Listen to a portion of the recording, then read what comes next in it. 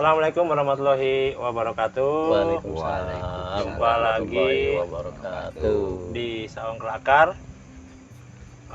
Sobat Saklar, apa kabar semuanya? Mudah-mudahan semuanya baik-baik saja, hidupnya diberkahi. Amin.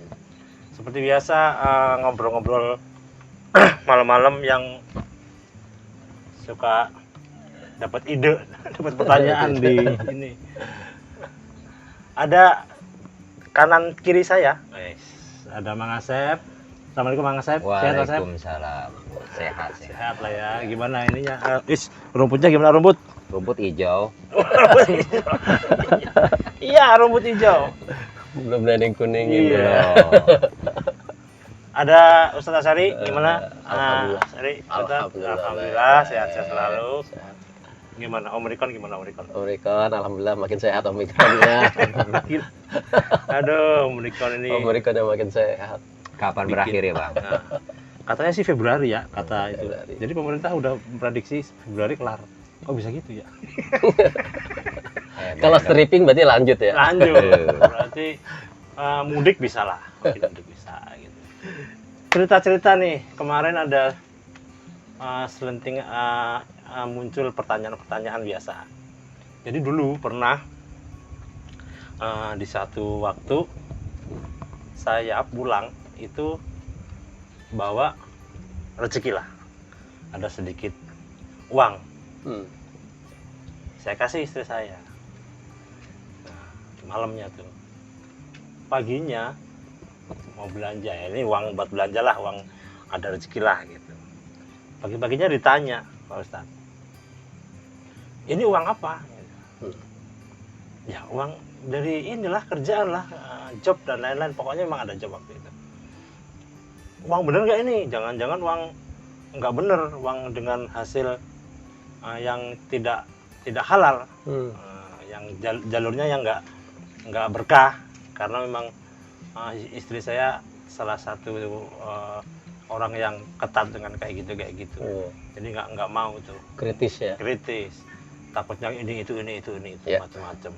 Loh, saya menjelaskan dengan sangat, ya ini uang bener-bener dari job, Ya. dari kerjaan, langsung bisa dinikmatin, bukan hasil curian, bukan hasil nipu, bukan hasil apa sih namanya kalau zaman ini, kalau ngomongin nego berarti markup gitu, enggak. Jadi memang uang jasa. Apalagi hasil begal ya. Hasil begal. Hasil begal. Hasil begal itu enggak lah, ini benar. Oke, akhirnya dengan berbagai alasan akhirnya diterima. Ya Bang, itu yang benar. Nah, mau tanya seputar itu, harta penghasilan dari seorang suami itu sebaiknya sang suami itu menceritakan detailnya atau diem-diem aja. Nah, itu satu. Keduanya, hasil pendapatan seorang suami itu kalau misalnya cara mendapatkannya tidak baik, atau katakan maling lah misalnya, kita langsung ke itu aja dah. Yang nggak benar itu, dampak apakah yang terjadi ketika itu dinikmati keluarga atau anak atau istri, atau pokoknya dinikmati dari ke orang lain, itu apa nantinya yang akan terjadi? Monggo silakan Pak Ustadz. Ya, bismillahirrahmanirrahim. Assalamualaikum warahmatullahi wabarakatuh. Mati. Mengenai pertanyaan dari Pak Guru ya, mengenai dampak, berarti ada sebab ada akibat, gitu ya. Sebab dia nanti anak atau istrinya sulit untuk beribadah akibat daripada suami yang menafkahkan dari harta yang didapatkan dari syubhat ya. Sebelum sampai kita ke haram ya, syubhat yang belum jelas aturan dasar hukumnya. Nah, yang pertama kali pasti kita akan membicarakan dasarnya terlebih dahulu. Ya, bahwasanya innal halal bayyin wal haram bayyin wa ma bainahuma syubhat. Sesungguhnya halal itu jelas. Halal itu jelas. Jelas. Dan haram itu jelas. Dan di antara keduanya itu adalah syubhat ya. Jadi kita sebagai suami harus mempunyai dasar bahwasanya yang halal itu jelas, yang haram itu jelas, dan diantara keduanya itu syubhat. Ya, mengenai pertanyaan dari Pak Guru mengenai dampak ya, apabila seorang suami mendapatkan rezeki yang syubhat ya, kita ngomongin masalah syubhat terlebih dahulu ya, belum sampai ke haram.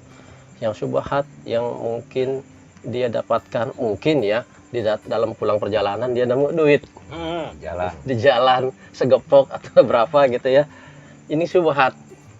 Di saat itu sepi orang, nggak ada yang tahu gitu ya, cuma dia sendirian, mau kasih tahu ke siapa nggak tahu juga.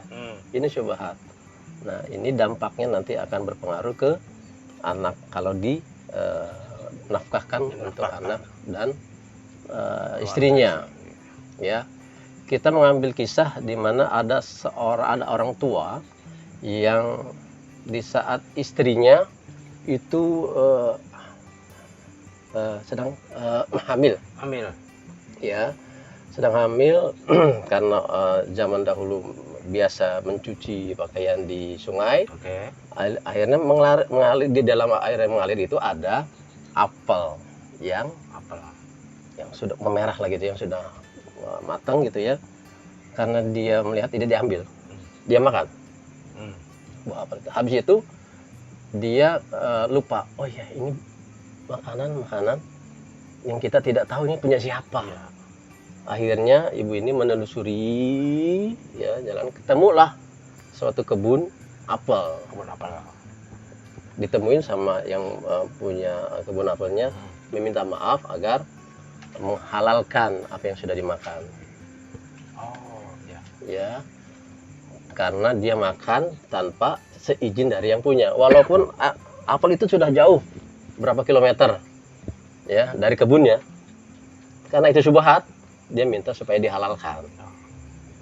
Apa dampaknya dari memakan barang yang syubhat? Sehingga jabang bayinya yang menjadi cikal bakal seorang imam, efeknya adalah dari lisannya, dari dia agak-agak cadel. Agak-agak cadel ya. Ini sangat berdampak. Itu yang syubhat, yang sudah meminta izin untuk dihalalkan. Apalagi kalau yang haram ya, apalagi kalau yang haram. Dampaknya bagaimana? Jangan kaget kalau misalkan anak diajak untuk beribadah susah. Salah satunya. Jangan kaget kalau ada istri yang diajak untuk beribadah susah. Kenapa? Karena sang suami menafkahkan dari rezeki yang haram. Ya, dampaknya sangat jelas di dalam kehidupan. Utamanya yang pertama adalah hikmah daripada kita menjauhi dari hal-hal yang syubhat dan yang haram adalah satu, menjadikan menghalangi kemurkaan dari Allah Subhanahu wa taala, karena kita menjaga asupan makanan kita dari barang orang yang haram ataupun syubhat. Jadi yang halal. Kalau kita makan makanan yang halal, semangat kita untuk beribadah kepada Allah itu tinggi. Ya, begitu juga sebaliknya, kalau kita memakan makanan yang haram, ya, itu kita malas untuk beribadah. Jauh dari hal-hal yang ibadah. Jangankan melakukan hal-hal yang secara bersamaan ya, mulia gitu ya. Untuk sendiri aja. Sedekah pun malas, karena dia nanti akan berhitungan. Karena apa? Karena dari hal-hal yang sedikit ya, maka mungkin itu sedikit, tapi karena tiap hari ya, terlalu sering, sehingga menghitamkan hatinya untuk menjauh, untuk lebih malas untuk beribadah kepada Allah Subhanahu wa taala. Begitu juga sebaliknya, kalau kita menjaga hal-hal asupan makanan untuk kita, anak-anak kita, istri kita, sehingga kita akan melihat dampaknya, anak-anak akan menjadi baik ya, sopan, diajak untuk beribadahnya menurut ya, insya Allah. Begitu juga istri kita. Itu adalah hikmah ya, kita menjauhkan daripada hal-hal yang haram, menjauhi dari murkanya Allah. Yang kedua adalah mempermudah kita dalam beribadah kepada Allah Subhanahu wa taala. Gitu. Itu nggak peduli nominalnya ya. Kita tidak bicarakan masalah Nggak bicara nominal, nominal, ya. ya berapapun ya, karena hukum itu tidak menilai kecil atau besar, ya tidak menilai Itu kecil atau maksud besar. saya. Jadi kalau nemu duit di jalan, walaupun kita udah minta telusuri nih, Nyari, akhirnya nggak punya ketemu dia. Minta dihalalkan, tetap aja ya, tetap aja kita bukan. Apalagi yang haram. Saya ke pernah Ah. kejadian Ah, waktu saya jalan ke daerah Bogor lah, hmm, saya nemu uang 50.000. 50.000. Nah, saya udah celingak-celinguk ya kan, nggak ada orang Hmm, karena duitnya juga habis hujan ya, hmm, kotor. betul. Saya cuci bersih Oke. di jalan tuh pas air hujan. Saya bingung nih duit Nggak dikemanain. diapain. Nah, akhirnya saya bawa ke pom bensin. Ah, Saya beliin bensin ke motor Oke. 20.000. Oke. Kan tinggal 30. Ya. Nah, di tengah perjalanan kan saya haus. Ada duit yang 30 nih. Sisanya. Saya beliin 10.000 buat minum. No. Masih ada 20. 20. Karena menjelang mau maghrib, ada orang lagi mau berangkat sholat. Oke. Saya titipin sama dia. Nah. Pak, saya nitip nih uang 20.000. Masukin ke masjid ya. Saya nggak ke masjid. Saya mau jalan pulang. Itu gimana tuh? Yang Saya menerima pecah-pecah begitu. satu, yang menerima yang tukang bensin. Bensin. Nah, Terus saya kedua, makan 10.000. sendiri, ya udah ada pasti. Nah, Dampaknya kenal 20.000 ya. saya masukin ke masjid. Nah, itu hukumnya gimana ya? Ada sedekahnya juga, ada ke masjidnya juga, Iya. kemakan Gimana juga. Pak Ustadz? Innallaha thayyib, ya sesungguhnya Allah itu baik. Jadi yang menerima pasti yang baik-baik. Ya. Hal-hal yang seperti itu kan sudah tadi kita jelaskan ya, itu adalah syubhat. Ya. Tapi sudah dipecah seperti itu, tidak membicarakan masalah nanti yang menerima bensin itu bagaimana. Iya. Dia tidak mengetahui hal itu. Iya. Ya, kitanya ini ya yang mengambil inisiatif dengan uang tersebut. Ya. 20.000 untuk disedekahkan. Apakah atas nama kita atau atas nama orang yang punya duit? Ya, Nggak saya tahu. nggak tahu pokoknya. Saya titip aja kasih. Saya titip sedekah buat masjid. Iya, betul. Sedekah buat masjid kan ini kan itu semuanya innamal a'malu binniyat, Yes. semuanya ya, sesuai dengan niat. Ini saya punya duit nemu duit 50.000. Ya. Ya. Saya sedekahkan 25.000 misalkan. Oke. Ini untuk yang punya duit karena kita tidak tahu untuk Karena pulang. yang punya duit. Ya. Ya, kita tidak tahu, tapi kan Allah Maha tahu. Oke. Berarti lebih baik gimana? Lebih baik bilang seperti itu atau dalam hati? Iya, dalam hati saja. Dalam Lebih hati baik saja. begitu. Kita niatin dalam hati sehingga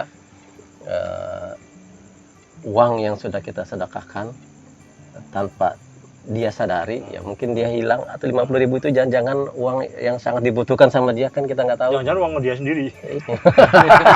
Jatuh ya terbalik gitu ya. Bisa jadi ya. Ya, istri kita sering nemu itu di mesin cuci. Nah itu gimana nih? Jatah istri itu. Jatah istri. jatah Kayaknya istri. itu nggak masuk syubhat ya. Ya, nggak masuk. Nggak masuk syubhat ya. Itu rezeki.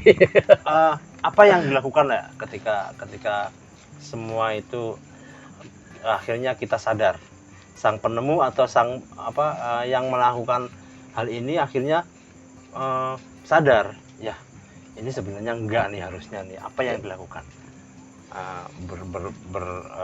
Atau berdoa secara khusus atau gimana Pak? Yang pasti beristighfar ya, karena mungkin sudah dilakukan sebelumnya. Oke. Misalkan ya beristighfar kepada Allah, meminta ampun untuk meminta perlindungan agar tidak lagi terjadi seperti itu.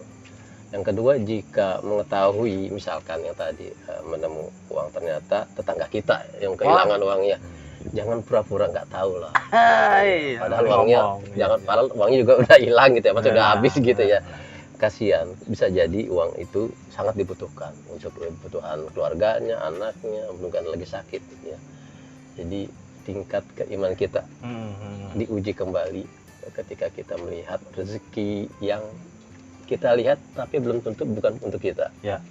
Berapa banyak makanan yang dihidangkan belum tentu ada nama kita di situ, maksudnya seperti itu ya.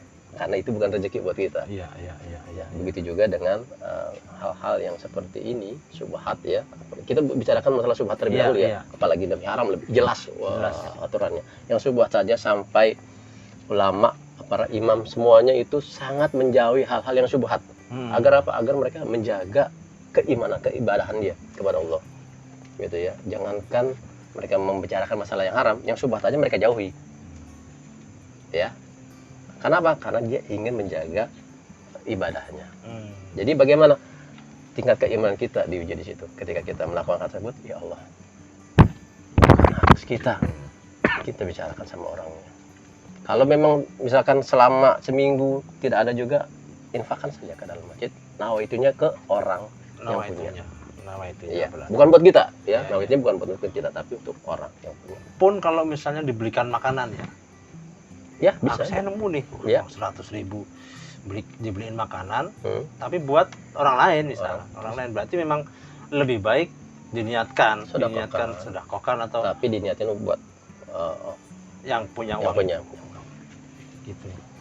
Pak Sari, ada lagi kejadian-kejadian yang nyerempet-nyerempet gitu tuh. Nah, di kejadian ini sampai sekarang tanda tanya.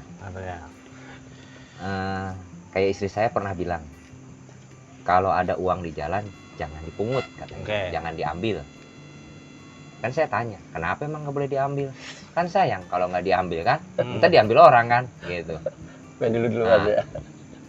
ada yang bilang katanya, kalau itu diambil, nanti duit kita yang punya ikut hilang. Entah dampaknya gitu, entah lebih besar atau lebih kecil, kita nggak tahu. Ya akhirnya saya bilang, ya lillahi ta'ala, sayang kalau nggak diambil. Nah, tapi ngambil juga jadi kita deg-degan tuh. Ambil jangan begitu, karena itu uang di jalanan kan. Berarti lebih baik diambil apa enggak nih, Pak? Nah, tuh. Kita ngambil dasarnya dulu nih. Yes. Ya, dasarnya dari layak tianna alanas zaman, ya. Kata Rasulullah SAW, nanti ada masanya zaman di mana orang tidak peduli, la yubalil mar'u zahabal mar', tidak peduli barang itu atau harta itu amal halal wal haram, amal halal wa amal haram, ya, apa itu yang halal atau yang haram. Tapi ketika kita diingatkan seperti itu, entah istri atau saudara kita diingatkan untuk jangan diambil, ya, walaupun kita tahu ada ya barang tersebut kelihatan, ya, kalau kita ambil untuk menjaga, ya, bukan mengambil untuk dimiliki, ya, untuk menjaga, mungkin suatu orangnya akan balik lagi nyari, kita bisa kembalikan, gitu ya. Kita jaga, kita menunggu waktunya. Kalau memang tidak ada, ya syukur-syukur bisa disiarkan ya, kan nggak mungkin juga kalau misalkan itu, apalagi di jalan luas, ya. Siarin terbanyak yang ngaku-ngaku, ya. Makin ribet itu dia. Makanya kembali lagi ke yang dalil hadis tadi, banyak orang yang tidak peduli dengan masalah halal haram, sehingga yang misalkan Mang Asep udah jujur nih, saya nemuin duit nih, punya siapa ya? Ada yang ngaku-ngaku, padahal bukan punya dia. Itu yang dia tertutup, ya, karena itu bukan haknya, kenapa dia akui. Itu masalah. Jadi kita ketika melakukan melihat hal seperti itu, jaga, ya, diambil bukan untuk dimiliki, simpan dulu, karena suatu saat kita tidak tahu, ternyata ada orang yang mencari, ternyata oh ya, langsung diberikan. Itu sangat-sangat disukai Allah Subhanahu wa Ta'ala. Karena apa? Karena kita menjaga amanah.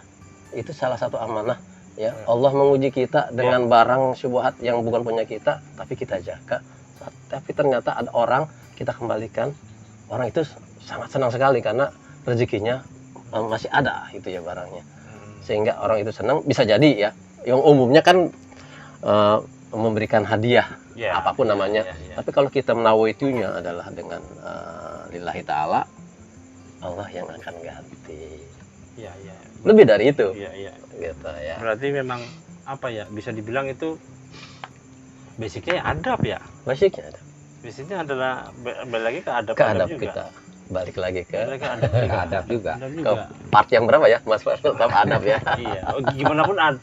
Gimana pun adab itu pasti di atas ilmu. Ya. Itu udah. Mau ilmu setinggi apapun, seprofesor apapun, kalau adabnya nggak ada, ya udah. Ya, jatuh. Mau ngapain? Ya.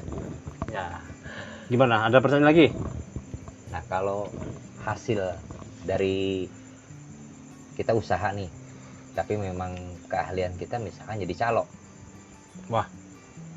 Gimana tuh? Kita dapat uang dari hasil calo. Jualan tanah lah misalkan, nyaloin ke orang. Itu akadnya atau gimana? Akad. Akadnya seperti apa Akad. awalnya? Standarnya biasanya ada aturannya kan, Ada aturan 12,5% atau berapa mainnya. gitu? Ya, ada batasan-batasan. Ada batasannya. Ada batasan, dan itu biasanya pembeli atau penjual juga tahu aturan mainnya bagaimana. Ya. Tapi kan terkadang realitanya suka, misalkan itu harga tanah misalkan sekian ratus juta lah gitu ya. Dari yang punya ya, kita caloin aja ke orang itu sekian ratus juta lagi. Markup. Berarti kan itu si pembeli taunya bayar sekian aja, Ya, sisanya kasih si penerima. Ya berarti Kantongin aja sisanya. berarti Gimana? apa ya? Selisih uang itu bisa dikategorikan subhat atau haram, Pak Ustadz? Atau tergantung nego awal? Ini masalah bisnis di dalam perekonomian ya, kan kita juga pasti akan melihat calo itu juga pasti menginginkan ada bahasanya kecipratan ya, Ya. mendapatkan sedikit dari penjualan yang besar itu ya. Biasanya kalau yang umumnya pasti akan terbuka Dari Ya. awal. dari awal udah terbuka. Kalau ceritanya Mang Asep seperti itu, ya berarti kan manusia aja nih ingin mendapatkan lebih, ya, sehingga hasilnya nanti uang yang didapat itu seringnya itu menguap begitu saja, cepat habis dan tidak jelas kemana. Tidak berkah pastinya. Nah, Kayak keberkahannya, air aja, kayak air aja. ya gitu, keberkahannya. Yang kita inginkan kan adalah Sedikit tapi berkah. halal, banyak berkah. Nah, Berkah sedikit ya, pengennya. halal banyak berkah. Minta gitu, adanya kan seperti itu. Tapi ketika kita dapat rezeki sedikit yang halal ya, halal baik, rezeki sedikit, tapi kita tetap bersyukur. Nah, kan Allah yang suka ya. Berkah itu. Ya, lagi syakartum dan aku in kafartum azabil syadid. Yes, gitu teman-teman, Sobat Saklar. Jadi pertanyaan-pertanyaan yang terlontar, alhamdulillah udah terjabarkan, walaupun nggak seluas pertanyaan-pertanyaan yang umumnya, cuman paling nggak kita dapat memetik hikmahnya lah. Hikmah. Mudah-mudahan Mau ditutup. tutup. Mau ada lagi? Satu lagi. Wih, sis. Satu lagi nih. Iya. Nah kebetulan nih sampai sekarang masih dijalanin. Entah Dijalanin. bukan sama saya udah berhenti total. Apa tuh? Sama si A lah, saya sebut nggak usah Oke. nama ya, sama si A gitu. Misalkan dia hobinya mancing lah ya, mancing lah misalkan gitu kan. Dalam mancing galatama lah, atau misalnya dengan undian segala macam, anggaplah galatama dengan jam misalkan 2 jam dengan tiket sekian banyak peserta. Oke. Ya kan, dengan dia menaruh uang misalkan 70.000 tiket, setelah dia berhasil atau juara bisa jadi 1 juta 2 juta. Nah itu dibawa pulang, ikannya dia dapat, hasil dari hadiah dari orang-orang itu dia dapat, belum yang sampingan segala lain, dibawa ke rumah dimakan sama anak istri. Bagaimana itu? Ya, kalau ngomongin masalah tentang yang tadi Bang Asep bilang ya, itu kita lihat terlebih dahulu ya, itu jenisnya apa. Ya, masuk ke masalah jenisnya dulu. Perlombaan, ya, maksudnya kan perlombaan ya. Umumnya mendekati hal-hal yang haram. Ente bayar 50 Untuk dapat Dengan untuk harapan dapat sekian 50 juta atau berapa gitu ya. berkali lipat lah gitu. Berkali lipat. dengan materi ada yang Itu kan dipertaruhkan. disebut dengan adu undi ya. Adu undi, dan itu sudah jelas. Kategorinya judi mungkin. Betul, sudah jelas ya. Seperti yang tadi di awal, halal itu jelas, haram itu jelas, Subhan. dan di antara keduanya syubhat. Tapi kalau yang itu udah jelas ya, itu ente adu nasib undi, ya itu jelas. Lalu dibawa pulang, ya jelas Makin juga, ya. Karena sudah jelas hukumnya, berarti ente harus jelas juga bawa pulang. Berarti anaknya dimakan dari barang-barang yang hadis undi, yang haram, istrinya makan. Jadi jangan kaget kalau anaknya susah diajak ibadah disuruh sholat subuhnya susah banguninnya sampai disiram-siram ya. Jadi kitanya yang sebagai suami dalam mencari rezeki harus mengetahui aturan main dari Allah Subhanahu wa taala. Rezeki itu udah Allah yang atur, tinggal kita yang meminta kepada Allah agar diberikan jalan pintu rezeki yang halal, yang baik, lebih pasti yang banyak. Ya, biar dibukalah pintu hidayah. Ya, Amin. pintu rezeki. Jadi ya Allah. sebenarnya Allah tuh ngasih rezeki di jalanan ya, bebas. Allah udah bisa berikan rezeki semuanya kok. Sampai yang namanya binatang-binatang mata udah ada rezekinya, tinggal kitanya aja. Enggak. Karena kita kurang yakin, itu aja. Allah nggak ngasih rezeki nggak pakai Google Map kan? Nah, Udah ada rezeki buat ada para gitu. pendengar semuanya Ya. yang Nggak- hobi mancing, ya kali bisa berubah gitu. mancing ikan, Yang pulang bawa dengan ikan. undian. Gitu. Tapi masalahnya ya banyak sih. Yang repot adalah bungkusan ya. Kemasannya nanti. Kemasannya Kemasannya ya. itu kadang-kadang Hati-hati. bisa di kayak kemarin kita ngobrol soal karyawan yang bekerja di bartender Ya, yang notabene itu memabukkan. ya. Hasil dari gaji bartender itu seperti apa ininya, nilainya apa namanya. Ya. Nah, itu kan kemarin udah sempat ngobrol ya. Walaupun Nanti ya, kita masuk di bab lain Ya, ya. Nanti di bab lain ya. Jadi itu. Jadi bab lain Ya. biar Jadi lebih. kalau ada pertanyaan-pertanyaan ya silakan Ya.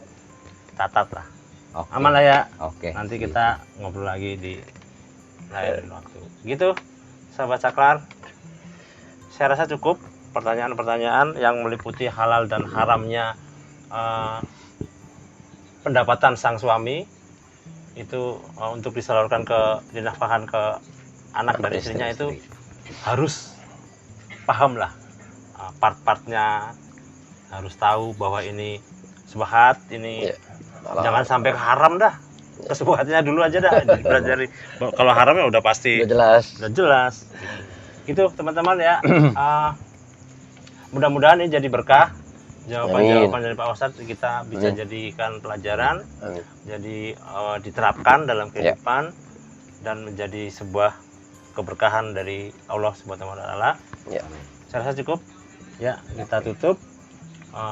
Sekian dulu video kali ini. Nantikan video-video kita selanjutnya. Jangan lupa subscribe, comment, like, and share, bagi-bagi ke temannya. Dan jangan lupa kalau ada pertanyaan-pertanyaan atau komentar-komentar tulis aja. Siapa tahu kita bisa mendiskusikan. Ya. Insya Allah cari solusi-solusinya lah. Ya. Insya Allah. Gitu aja. Terima kasih. Assalamualaikum warahmatullahi wabarakatuh. Waalaikumsalam warahmatullahi wabarakatuh. Diminum apa kita? Ini mana yang udah diminum nih? Ini yang punya.